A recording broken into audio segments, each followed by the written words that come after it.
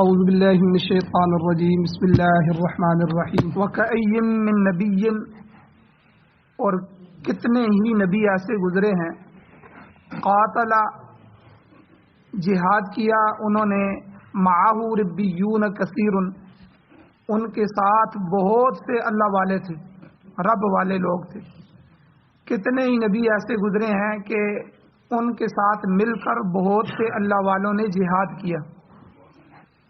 فما وہنوا پس ان لوگوں نے ہمت نہیں ہاری لما اصابہم فی سبیل اللہ اس وجہ سے کہ جو کچھ ان کو اللہ کے راستے میں تکلیف پہنچے۔ وما ضعفوا اور نہ وہ ضعیف ہوئے نہ سست ہوئے، وما استکانوا اور نہ وہ دشمن سے دبے۔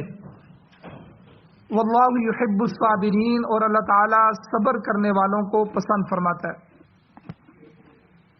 آگے مجاہدین کی جو دعا تھی وہ اللہ تعالیٰ نے ذکر فرمائی، وما کان قولہم اور نہیں تھی ان کی بات، ان کا قول، الا ان قالوا مگر اس بات کے کہ انہوں نے کہا ربنا اغفر لنا ذنوبنا اے ہمارے پروردگار ہمارے لیے ہمارے گناہوں کو بخش دے، واسرافنا فی امرنا اور ہمارے معاملے میں ہماری زیادتی کو بھی بخش دے، وثبت اقدامنا اور ہمارے قدموں کو ثابت رکھ، وانصرنا علی القوم الکافرین اور کافروں کے مقابلے میں ہماری مدد فرما۔ فآتاہم اللہ ثواب الدنیا پس اللہ تعالیٰ نے ان کو دنیا کا ثواب بھی دیا، دنیا بھی دی، اور وحسن ثواب الآخرہ اور آخرت کا اچھا بدلہ اللہ نے ان کو عطا فرمایا۔ واللہ یحب المحسنین اور اللہ تعالیٰ نیکی کرنے والوں کو، احسان کرنے والوں کو پسند فرماتے ہیں۔ سورہ آل عمران کی آیت نمبر 146، 147 اور 148 یہ 3 آیتیں آج کے درس میں تلاوت ہوئی ہیں، آپ حضرات نے ان کا ترجمہ سنا۔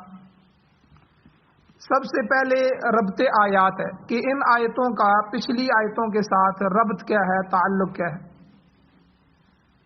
چونکہ پچھلی آیات سے غزوہ احد کا تذکرہ چل رہا ہے اور غزوہ احد میں اہل اسلام کو، مسلمانوں کو نقصان اٹھانا پڑا، حتیٰ کہ خود حضور نبی کریم صلی اللہ علیہ وسلم کی شہادت کی خبر بھی اڑ گئی اور مسلمانوں میں بددلی پیدا ہو گئی۔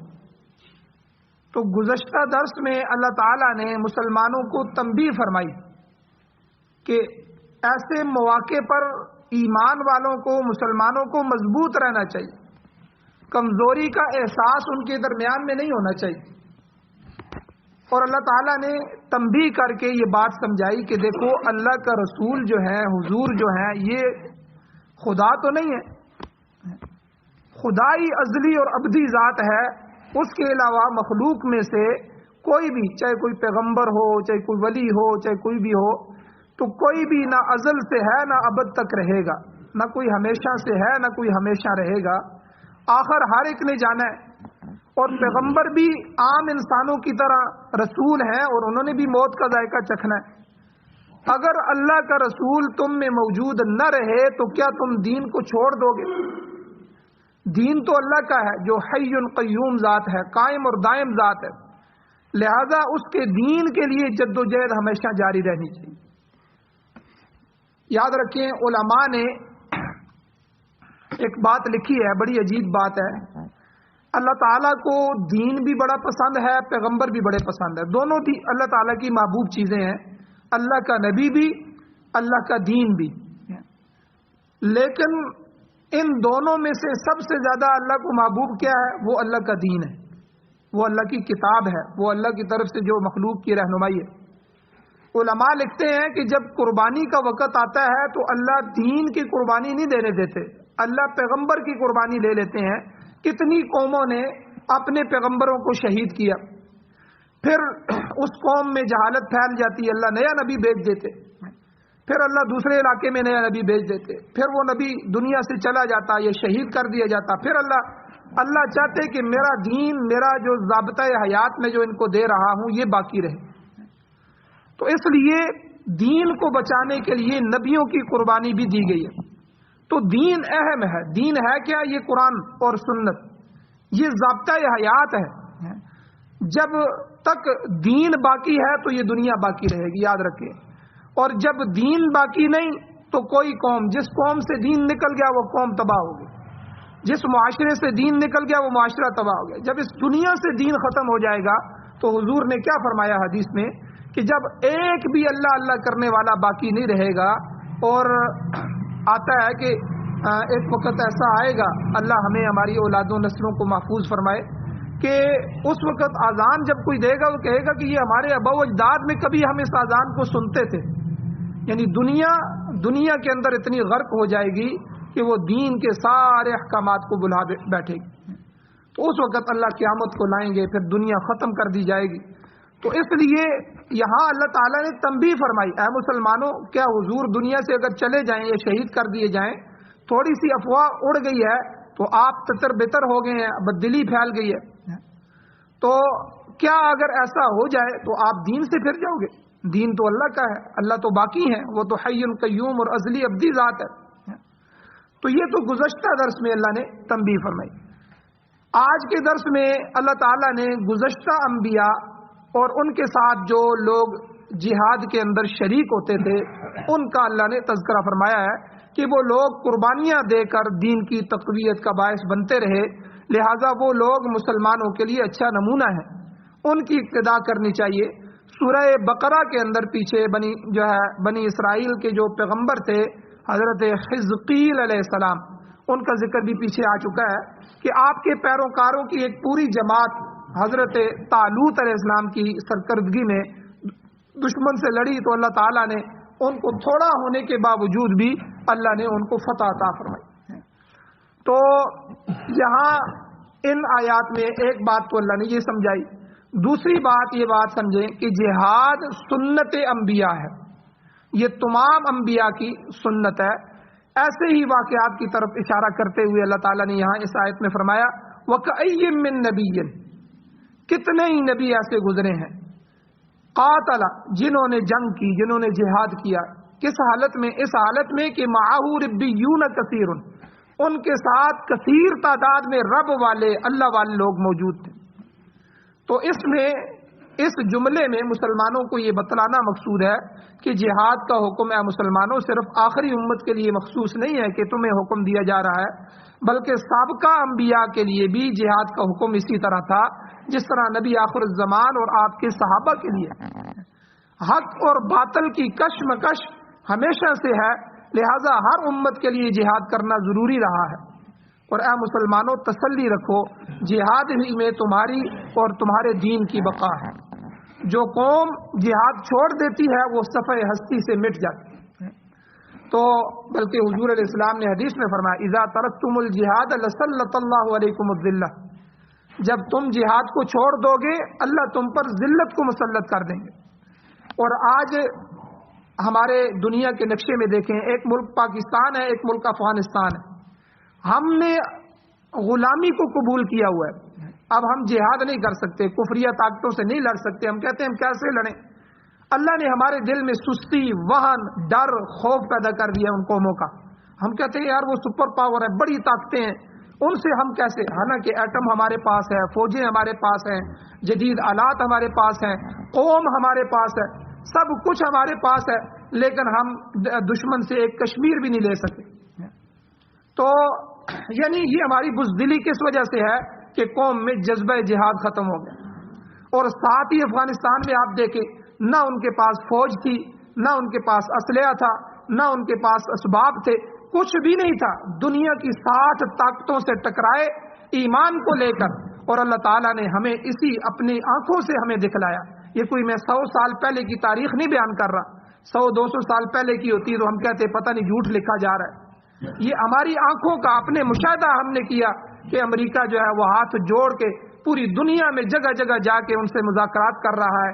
کوئی ملک ان سرفروں کو راضی کر دے، مجھے نکلنے دے. اللہ تعالیٰ نے ایمان اور صبر کی طاقت سے اللہ تعالیٰ نے وہ قوت دی. وہ کون سی جو ہے تکلیف ہے جو ان پر نہیں آئی؟ ساری تکالیف انہوں نے برداشت کی. تو تو لیکن اللہ تعالیٰ نے ان کو اس استقامت اور صبر کی وجہ سے اللہ نے فتوحات عطا فرمائی، اور آج ملک بھی ان کے پاس ہے، اسلحہ بھی ان کے پاس ہے، دنیا کی ساری طاقت ان کے پاس ہے، اور قوم بھی ان کے ساتھ۔ تو یہ اللہ تعالیٰ نے اس آیت کے اندر فرمایا کہ وَكَأَيٍّ مِّن نَبِيٍّ قَاتَلَ، یہ سارے نبیوں کے اوپر جہاد جو ہے وہ فرض رہا ہے، اور جہاد سنت انبیاء رہا ہے۔ مَعَهُ رِبِّيُّونَ كَثِيرٌ، اللہ والے ان کے ساتھ اکٹھے ہو جاتے ہیں، پوری دنیا میں سے چن چن کے اللہ والے جو ہیں وہ جہاد کے اندر شریک ہو جاتے ہیں۔ یہ جہاد کرنا ہر ایک کی بس کی بات نہیں ہے، اس میں جان دینی پڑتی ہے، اس کے جو ہے اس میں معاملات آتے ہیں، تکالیف آتی ہیں، جو ہے جیلیں اٹکڑیاں آتی ہیں، اور اس کے علاوہ جو ہے شہادتیں اور معذوریاں بھی ہوتی ہیں۔ تو یہ سب کچھ جو ہے جہاد کے اندر ہوتا ہے۔ تو اس لیے اللہ تعالیٰ نے فرمایا جو قوم جہاد ترک کر دیتی ہے وہ صفحہ ہستی سے اس کا نشان بھی مٹ جاتا ہے۔ اور دوسرا لفظ اللہ نے فرمایا ربانیین، یہ لفظ جو ہے اسی صورت کے 8ویں رکوع میں بھی آ چکا ہے، وہاں بھی عرض کیا تھا کہ ربی اور ربانی، اس سے مراد رب والے اللہ والے لوگ ہیں۔ یہ وہ لوگ ہیں، ربانیین کون ہیں؟ یہ وہ لوگ ہیں جو اپنے انبیاء پر ایمان رکھنے والے ہیں اور اللہ تعالیٰ کی وحدانیت کو تسلیم کرتے ہیں، سچے دین کی جو تعلیم ہے اس پر عمل کرتے ہیں، اور اخلاص اور صداقت سے بھرے ہوئے ہوتے ہیں، معمور ہوتے ہیں۔ یہ لوگ ربانیین ہیں، اور ان کی نسبت اللہ نے اپنی طرف کی ہے، یہ میرے ہیں، رب والے ہیں۔ تو اللہ نے یہاں اپنی طرف ان لوگوں کی نسبت کی ہے، چونکہ یہ لوگ اپنے انبیاء کے متبع ہوتے ہیں، اس لیے یہ اپنے اپنے نبی کے صحابی شمار ہوتے ہیں۔ ہر نبی کے ایمان لانے والے اس نبی کے صحابی ہوتے ہیں۔ تو ایسے لوگ ہمیشہ سچائی کے راستے پر ثابت قدم رہتے ہیں، اور بزدلی اور بے صبری کا مظاہرہ نہیں کرتے، ان میں کسی قسم کی گھبراہٹ پیدا نہیں ہوتی۔ حضرت عبداللہ ابن عباس رضی اللہ تعالیٰ عنہ اور حضرت حسن بصری رحمۃ اللہ، یہ دونوں حضرات فرماتے ہیں کہ ربیون میں علماء، فقہا اور دین کی سمجھ رکھنے والے لوگ شامل ہیں، کیونکہ انبیاء کے جو متبع ہیں ہمیشہ ایسے ہی لوگ ہوا کرتے ہیں۔ جیسے اللہ تعالیٰ نے قرآن مجید میں حضور کے بارے میں کیا فرمایا؟ حضور نے فرمایا کہ علی بصیرۃ انا ومن اتبعنی، کہ میں تمہیں ایسے اپنے رستے کی، قل ھذہ سبیلی ادعو الی سبیلی، کہ میں اپنے رستے کی طرف تمہیں بلا رہا ہوں، کیا کہ علی بصیرۃ انا، کہ میں بھی بصیرت پر ہوں، ومن اتبعنی، اور میرے متبع جو ہیں ماننے والے لوگ ہیں وہ بھی بصیرت پر ہیں۔ تو انہیں دین کے کسی معاملے میں شبہ نہیں ہوتا، حقیقت حال ان پر آشکارا ہو جاتی ہے، وہ اسی کی اتباع کرتے ہیں۔ یہ ربیون ہیں۔ اگلی بات اللہ تعالیٰ نے فرمایا کہ جن اللہ والوں نے، جن ربیون نے نبیوں کے ساتھ مل کر جہاد کیا، وہ ثابت قدم لوگ تھے۔ تو چونکہ بزدلی جو ہوتی ہے یہ پوری فوج کو تباہ کر دیتی ہے۔ یاد رکھیں جب فوجی کو تیار کیا جاتا ہے تو کوشش کی جاتی ہے کہ اس کے دل میں ایسے جذبات ہوں کہ بزدلی اس کے پاس نہ آئے۔ کئی دفعہ حالت جنگ میں کوئی ایسی افواہیں یا کوئی ایسی چیز جو ہے وہ کسی اگر ایک بندے میں بھی کمزوری پیدا کر دے تو وہ کئی لوگوں کی کمزوری کا باعث بن جاتا ہے۔ تو اس لیے ٹریننگ کے دوران، تربیت کے دوران ایسے تمام مراحل سے گزارا جاتا ہے کہ جس میں اس کے دل سے خوف نکل جائے۔ تو یہ ایمان، تقوی، جہاد فی سبیل اللہ، یہ کیا ہے؟ یہ جو ہمارے فوج کا ماٹو ہے، تو یہ اسی لیے ہے کہ ایمان جو ہے یہ ایک اسپرٹ بھر دیتا ہے ہمارا تعلق اللہ اور اللہ کے رسول کے ساتھ۔ تقوی جو ہے یہ اس کو روشنی دیتا ہے، اور جہاد فی سبیل اللہ کا جو میدان ہے یہ دشمن کے قدم اکھیڑ کے رکھ دیتا ہے۔ تو اس لیے یہ تینوں چیزیں جو ہے یہ ضروری ہیں۔ تو یہاں بھی اللہ نے انہی کی صفت بیان فرمائی کہ مومن ہمیشہ ثابت قدم ہوتا ہے۔ اللہ نے فرمایا فما وہانو، کہ وہ جو لڑنے والے لوگ تھے نبیوں کے ساتھ مل کے، فما وہانو لما اصابہم فی سبیل اللہ، اللہ کے راستے میں انہیں جو بھی تکلیف پہنچی ہے اس پر انہوں نے کمزوری نہیں دکھائی۔ ان لوگوں پر بڑی بڑی آزمائشیں آئیں، مال ضائع ہوا، گھر بار چھوڑنا پڑا، آدمی شہید ہوئے، مگر ان کے پاؤں میں لغزش نہیں آئی۔ آپ دیکھیں افغانستان میں کیا کچھ نہیں ہوا، پورا ملک انہوں نے ملیا میٹ کر دیا، ہجرتیں ہوئیں اور شہادتیں ہوئیں، اور کون سی جیل ہے جو جیل ان سے نہیں بری گئی، اور کون سا ظلم ہے جو نہیں کیا گیا۔ تو یہ اللہ والوں کی صفات ہوتی ہیں۔ اللہ نے یہاں فرمایا فما وہنوا لما اصابہم فی سبیل اللہ، اللہ کے راستے میں جو کچھ ان کو پہنچا ہے یہ اصابہم کا لفظ بتا رہا ہے جو کچھ بھی پہنچا ہے، جو کچھ میں کیا ہے، چاہے ان کے گھر اجڑ جائیں، چاہے ان کے بچے بیوی ذبح کر دیے جائیں، چاہے ان کے ملک کو تباہ کر دیا جائے، کچھ بھی ہو جائے وہ ڈگمگاتے نہیں ہیں. بڑی بڑی آزمائشیں آئیں تو اس میں وہ صبر اور استقلال دکھاتے ہیں، کمزوری نہیں دکھائی انہوں نے. اور آگے اللہ تعالیٰ نے فرمایا، دوسرے سپارے میں بھی گزر چکا ہے کہ انہوں نے یوں کہا، وَقَالُوا مَا لَنَا أَلَّا نُقَاتِلَ فِي سَبِيلِ اللَّهِ وَقَدْ أُخْرِجْنَا مِنْ دِيَارِنَا وَأَبْنَائِنَا، کہ ہم اللہ کے راستے میں کیوں جہاد نہ کریں جبکہ ہمیں ملک بدر کیا گیا ہے، ہماری اولاد ہم سے چھین لی گئی ہے، ہمارے بچوں کو غلام بنایا گیا ہے، ہماری بچیوں کو لونڈیاں بنا دیا گیا ہے، لہذا ہم ضرور دشمن کے ساتھ جہاد کریں گے. جب اس عزم اور بالجزم کے ساتھ، پکے عزم کے ساتھ جب وہ میدان جہاد میں اترے تو پھر کسی مشکل سے مشکل وقت میں بھی انہوں نے کمزوری نہیں دکھائی. آگے اللہ تعالیٰ نے خود فرمایا، وما ضعفوا، نہ وہ ضعیف ہوئے، سست ہوئے، سستی نہیں دکھائی، وما استکانوا، نہ وہ دشمن کے سامنے مغلوب ہوئے. استقامت کا معنی ہوتا ہے پست ہونا، دب جانا. یعنی مفسرین فرماتے ہیں کہ استقامت میں یہ چیزیں شامل ہیں کہ انہوں نے زبان سے بھی کوئی ایسی بات نہیں کی جس سے ان کی کمزوری یا پستی ظاہر ہوتی ہے. یعنی کمزور یا پست ہو جانا یہ تو دور کی بات ہے، زبان سے بھی کوئی ایسا جملہ نہیں کہا جس سے سمجھ آ رہا ہو کہ یہ اب دب چکے ہیں. تو اس لیے ایمان والا جو ہے وہ کبھی ایسا نہیں، بھائی امریکہ سپر پاور ہے، ہم اس سے کیسے لڑیں گے، ہم جو ہے ان سے بات چیت کرتے ہیں، یہ ایسے جملے ہیں یہ دوسرا آدمی سمجھ جاتا ہے یہ تو دب گیا ہے، یہ تو بزدل بن گیا ہے. بھائی امریکہ سے بڑی طاقت ہمارے ساتھ ہے، اللہ ہمارے ساتھ ہے. امریکہ کیا چیز ہے، بڑے بڑے فرعونوں کو اللہ نے غرق کیا. یہ وہ جملے ہیں جو ایمان والے کی ثابت قدمی کو دکھا رہے ہوتے ہیں.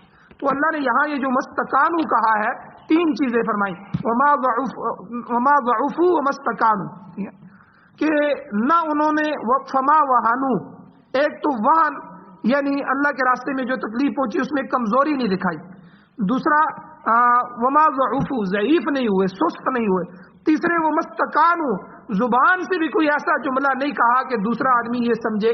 آپ نے یہ جو 6-7 سال جنگ تو افغانستان کی جو طالبان کی رہی ہے وہ تو 22 سال رہی ہے، لیکن یہ جو تقریباً 9 سال 10 سال یہ مذاکرات کا جو دور تھا، مذاکرات کا، جب ٹیبل پہ بیٹھتے تھے تو جب دنیا نے کیمروں میں دیکھا، ان کو بیٹھتے ہوئے دیکھا اور ان کے بات کرنے کے طریقے کو دیکھا تو حیران ہوگی دنیا کہ یہ بات کس طرح کر رہے ہیں. اور سامنے امریکہ بیٹھا ہے، برطانیہ کے سفیر ان کے نمائندے بیٹھے ہیں اور وہ اس طرح چپ کے بیٹھے ہوئے ہیں اور یہ سامنے بیٹھ کے بات کر رہے ہیں. حالانکہ حالت جنگ میں ابھی تک تو فیصلہ ہی نہیں ہوا کیا ہو رہا ہے کیا نہیں ہو رہا، پوری دنیا کے اسلحے کا رخ ان کی طرف ہے اور اندر جنگ بھی چل رہی ہے. لیکن جو ہے زبان سے ٹیبل ٹاک میں جو ہے ایسی گفتگو کی، ایسی خودداری اور غیرت کے ساتھ ان کے ساتھ جو ہے گفتگو کی، دشمن بھی سمجھ گیا اس 8-9 سال 10 سال کے اندر کہ ہم نے بہت سارے ان سے مذاکرات کیے ہیں لیکن یہ لوگ دبنے والے نہیں ہیں. تو اللہ نے یہاں فرمایا ومستقانوا، زبان سے بھی ایسا جملہ وہ نہیں کہتے کیونکہ اندر دل میں ایمان ہے، دل ان کا اللہ کے ساتھ جڑا ہوا ہے. تو جس کا دل اللہ کے ساتھ جڑ جائے اس کی زبان پر کوئی ایسا جملہ نہیں آتا. اس لیے آگے اللہ تعالیٰ نے فرمایا کہ واللہ یحب الصابرین، اللہ تعالیٰ صبر کرنے والوں سے محبت فرماتے ہیں، صبر کرنے والوں کو اللہ پسند فرماتے ہیں. صبر بہترین حربہ ہے، یاد رکھیں. اہل اسلام کو یہاں اللہ سمجھا رہے ہیں کہ جس طرح ان لوگوں نے صبر کیا اسی طرح تم بھی مشکلات پر صبر کے ذریعے قابو پاؤ. حضور علیہ الصلوۃ والسلام کی شہادت کی جو خبر تھی اس پر جو دل برداشتہ ہو گئے تھے، یہ تمہیں نہیں ہونا چاہیے تھا، بلکہ ثابت قدمی کے ساتھ دشمن کا مقابلہ کرتے. اور یہی ملت ابراہیمی کا جو ہے اصول بھی ہے، ملت ابراہیمی میں صبر کو بڑی اہمیت حاصل ہے. اب صبر کی علماء نے 3 قسمیں لکھی ہیں کہ ایک تو عبادات پر صبر، صبر علی الطاعہ اس کو کہتے ہیں، اطاعت پر صبر. ٹھیک ہے، عبادت پر صبر یہ آسان نہیں ہے، یہ بھی صبر کی قسم ہے کہ آدمی 5 وقت کی نماز پڑھے. کئی لوگ ہوتے ہیں، لوگوں کی مختلف قسمیں ہوتی ہیں. بعض لوگ ہوتے ہیں وہ 3 نمازیں پڑھتے ہیں 2 نہیں پڑھتے، یہ بھی وہ ان کی اپنی مرضی کی نمازیں ہوتی ہیں. بعض 1 پڑھ دیتے ہیں باقی 4 نہیں پڑھتے، یہ تو کچھ پڑھنے والے. بعض جو ہے وہ ہفتے میں 1 جمعہ پڑھنے والے ہوتے ہیں، بعض وہ بھی نہیں ہوتے، بعض جو ہے پورے سال میں جو ہے وہ عید پڑھنے والے ہوتے ہیں. تو یہ ہماری حالت ہے. تو اس لیے صبر علی الطاعہ، کسی نیکی کو کرنا اور اس نیکی پر جم جانا، اس کو مستقل کرنا، ٹھیک ہے. رمضان کے روزے آئے تو اپنے آپ کو پہلے سے تیار کرنا. حضور 2 مہینے پہلے جو ہے رمضان کے لیے دعائیں مانگتے تھے، شعبان کے اندر جو ہے دعا مانگنے شروع کر دیتے تھے، اور رمضان سے پہلے پہلے آخری دنوں میں حضور اپنے روزے تیز کر لیتے تھے. تو اس میں علماء نے ایک حکمت یہ لکھی ہے تاکہ رمضان کے لیے بندہ تیار ہو جائے. تو اب ہماری حالت یہ ہے، ہمارے بچے جب بڑے ہو رہے ہوتے ہیں، اب 10 سال کا بچہ، اسلام نے کیا کہا ہے، 7 سال کا بچہ ہے اس کو نماز کا حکم کرو، نماز سکھاؤ، ساتھ ساتھ لے کے آؤ، تھوڑی تھوڑی بتاؤ، اس کو پڑھاؤ. اور اسی طرح 10 سال کا بچہ ہے، ان 3 سالوں میں اگر وہ نماز کو معمول نہ بنا سکے تو مارنا نہیں ہے، 7 سے لے کر 10 سال تک بس سمجھانا ہے، بار بار لے کے آنا ہے. کبھی وہ ڈنڈی مارے گا، ادھر ادھر ہو جائے گا، لیکن 10 سال کے بعد حضور نے خود فرمایا کہ اگر بچہ جو ہے وہ عادت نہ بنائے اور بیچ میں سے چھوڑے تو اس کو مار کے نماز پڑھو، کیونکہ آگے بالغ ہونے کے بعد فوراً اس پر نماز فرض ہو جائے گی. ایک نماز بھی اس نے چھوڑ دی، اس کا دنیا جہان کا نقصان ہو گیا. اور ہم کیا کہتے ہیں، 15 20 سال کے بچے ابھی چھوٹا ہے جی، پڑھ لے گا. یا کیا کرتے ہیں کہ بھئی جب بالغ ہوگا تو ہم اس کو نماز پڑھائیں گے نا، حالانکہ جب بالغ ہوتا ہے پہلے سے وہ تیار نہیں ہوتا تو بلوغت کے بعد وہ روزے کیسے رکھے گا. اس لیے علماء نے کہا ہے کہ جو بچہ تقریباً 11-12 سال کا ہو اس کو پہلے سال آپ 6 7 8 10 روزے رکھوائیں، 4 روزے رکھوائیں، 5 6 روزے رکھوائیں، اور اگلے سال جو ہے جب وہ 12 سال کا ہو جائے پھر اس کو جو ہے بڑھا دیں، 10 11 12 روزے رکھوائیں.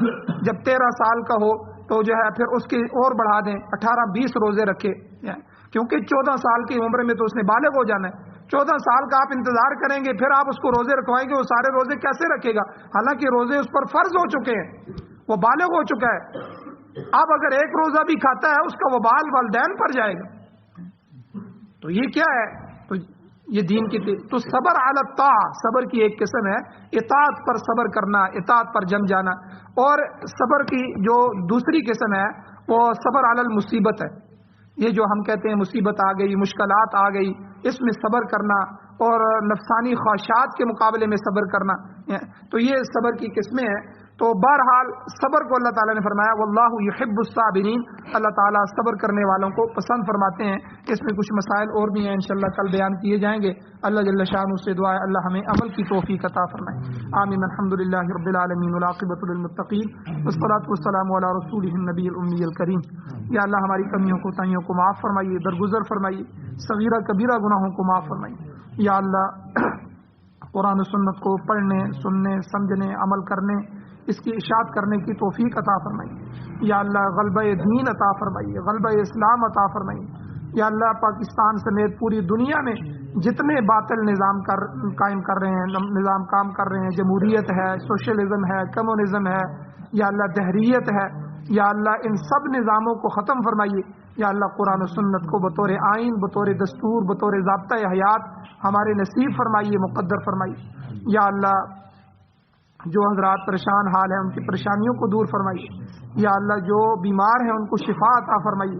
یا اللہ جو مقروض ہیں ان کے قرضوں کے پورا کرنے کے اسباب پیدا فرمائیے.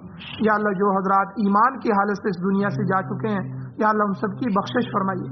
یا اللہ ہماری دعاؤں کو محض اپنے فضل و کرم سے قبول فرمائیے. یا اللہ جہاد کی دولت سے مالا مال فرمائیے، جذبہ جہاد نصیب فرمائیے. اپنے دین کے غلبے کے لیے اپنی جان مال عزت آبرو کی بھی پرواہ یا اللہ نہ کرنے کی توفیق عطا فرمائیے. یا اللہ ہماری ان ساری نعمتوں کو اپنے دین کے لیے قبول فرمائیے. یا اللہ انبیاء جیسے قیمتی لوگوں کی جانیں یا اللہ اس دین کے لیے قربان ہوئیں، یا اللہ ہمیں بھی قربانی کا جذبہ نصیب فرمائیے. یا اللہ صبر عطا فرمائیے. ایمان والوں کی صفات جو آپ نے قرآن مجید میں بیان فرمائی ہیں وہ ساری صفات اللہ ہمیں عطا فرمائیے. صلی اللہ تعالی علی خیر خلقہ محمد وآلہ وصحبہ اجمعین برحمتک یا ارحم الراحمین.